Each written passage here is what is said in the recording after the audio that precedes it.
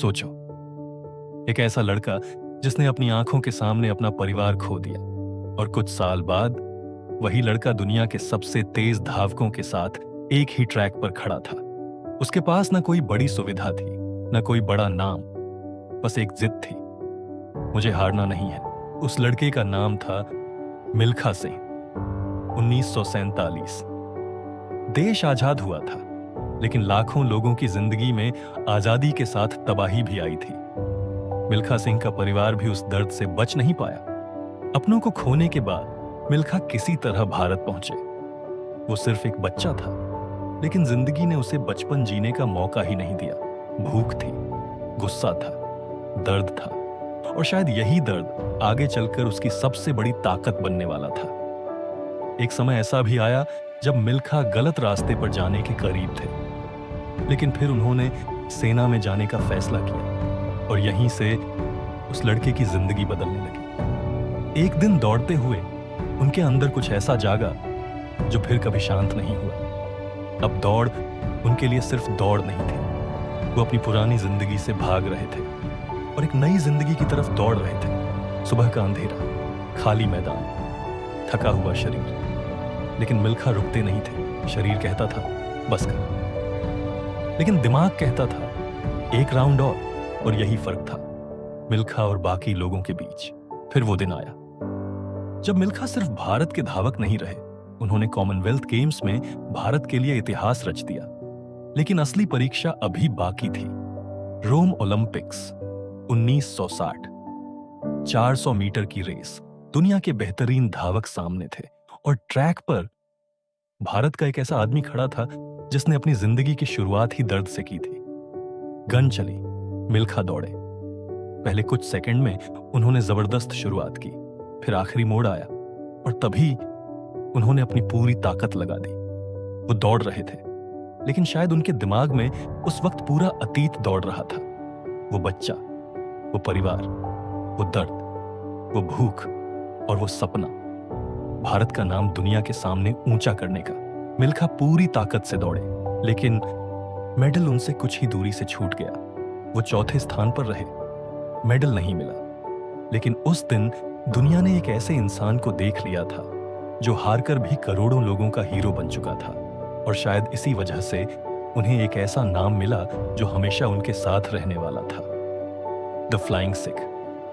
मिल्खा सिंह की कहानी हमें ये नहीं सिखाती कि हर इंसान को जीतना ही है, ये सिखाती है कभी कभी जिंदगी आपको इतना पीछे धकेल देती है कि आपके पास आगे बढ़ने के अलावा कोई रास्ता ही नहीं बचता। मिल्खा सिंह के पास बहुत कुछ नहीं था, लेकिन उनके पास एक चीज थी, दौड़ते रहने की हिम्मत। और शायद यही वजह है कि मेडल की गिनती से कहीं ज्यादा लोग आज भी मिल्खा सिंह की कहानी याद रखते हैं, क्योंकि कुछ लोग रेस जीतते हैं और कुछ लोग इतिहास। लेकिन मिल्खा की कहानी में एक चीज ऐसी थी जो शायद उनकी सबसे बड़ी ताकत बन गई थी। उन्हें पता था कि उन्हें कहां जाना है, और जब इंसान को अपनी मंजिल दिखाई देने लगती है तो रास्ते की मुश्किलें छोटी लगने लगती हैं। मिल्खा के लिए दौड़ना अब सिर्फ खेल नहीं था, ये उनकी पहचान बन चुका था। हर सुबह की ट्रेनिंग, हर दर्द, हर थकान उन्हें उसी दिन के लिए तैयार कर रही थी जिस दिन पूरी दुनिया उन्हें देखने वाली थी। और फिर आया रोम 1960, ओलंपिक स्टेडियम। हजारों लोग स्टेडियम में बैठे थे, दुनिया के सबसे बड़े एथलीट्स वहां मौजूद थे, और उन सब के बीच एक भारतीय धावक खड़ा था, मिल्खा सिंह। उस समय शायद किसी को अंदाजा नहीं था कि कुछ ही मिनट बाद ये दौड़ भारत के इतिहास की सबसे यादगार रेस में से एक बनने वाली है। मिल्खा ने अपनी जगह ली। कुछ सेकंड के लिए सब कुछ शांत था, फिर गन चली और मिल्खा दौड़ पड़े। शुरुआत तेज थी, हर कदम के साथ उनका शरीर आगे जा रहा था, लेकिन 400 मीटर की रेस सिर्फ स्पीड की नहीं होती, ये दिमाग की भी परीक्षा होती है। कब तेज होना है, कब अपनी एनर्जी बचानी है, और कब सब कुछ दांव पर लगा देना है।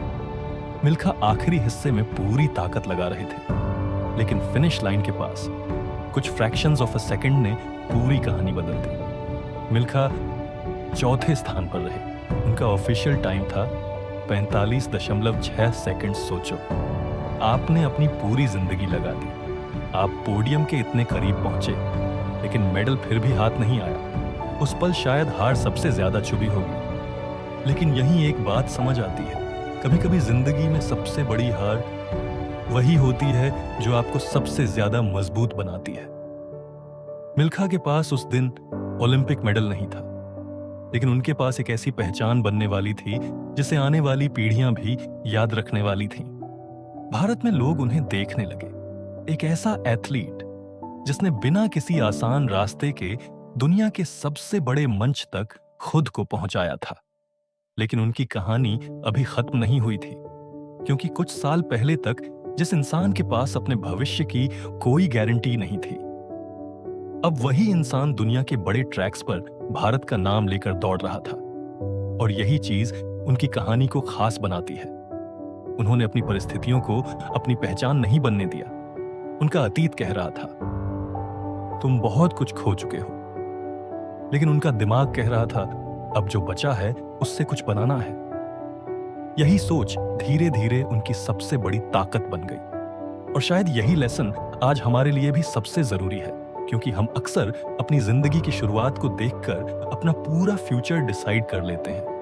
अगर हमारे पास पैसे नहीं हैं, हम सोचते हैं कि हम आगे नहीं बढ़ सकते। अगर कोई हमें रिजेक्ट कर दे, हम सोचते हैं कि हम अच्छे नहीं हैं।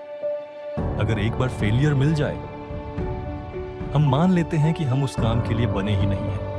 लेकिन मिल्खा सिंह की कहानी कुछ और कहती है। आपकी शुरुआत आपकी मंजिल तय नहीं करती। आप हर दिन क्या करते हैं वो आपकी मंजिल तय करता है।